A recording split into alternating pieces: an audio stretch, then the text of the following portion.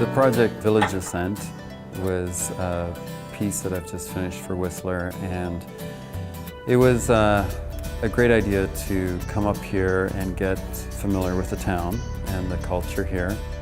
So there's a real outdoor spirit here, and I wanted to find a way to capture that in a sculpture.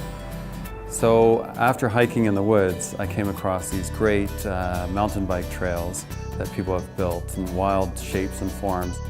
And then it evolved into the idea of the roof lines of Whistler, incorporating that element that suggests village into the center of this piece with the mountain bike trails going around it. I really feel that the first people coming here were people that loved the outdoors. And it started by people building pathways and building trails and, even in some sense, the roads that came up through here. And for me, the trails are in a way like a network. So people can move through these trails, they can connect with each other. It's a means of getting to the mountains and going through the village. And so it's a powerful symbol that I think Whistler has been built on. And from that has evolved this beautiful resort town. So first I start with a concept, and then once a concept's approved for the public art, then I go back to the drawing board and I do research on materials, how materials function together, how they function in the outdoors. And then I start collecting these materials. So I get the stainless steel into my studio, I get the cedar, the rock, and at that point, when I have the materials there, I start fashioning them, I start seeing how they fit together, I start fabricating the different elements.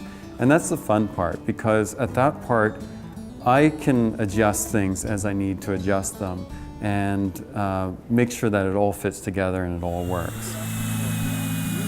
I think the biggest surprise for me was when I wanted to work with the steel.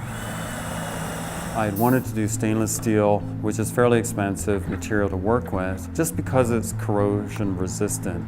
And I also wanted to work with a fairly heavy gauge. And so for me, the surprise was when I went to try to find fabricators that could help me make the steel bend, and that they couldn't do it.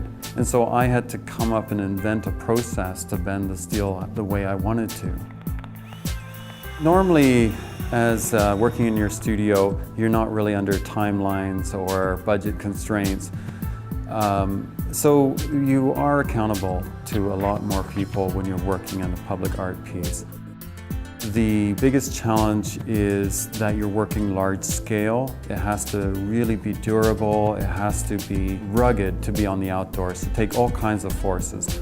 And so there are more challenges working in public art, but it's a great reward to have a piece of yours scaled up and in the community.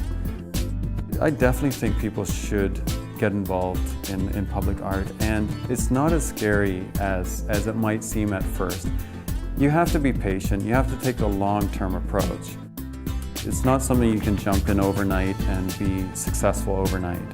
But if you work at it, you can be successful and you can have a good time doing it.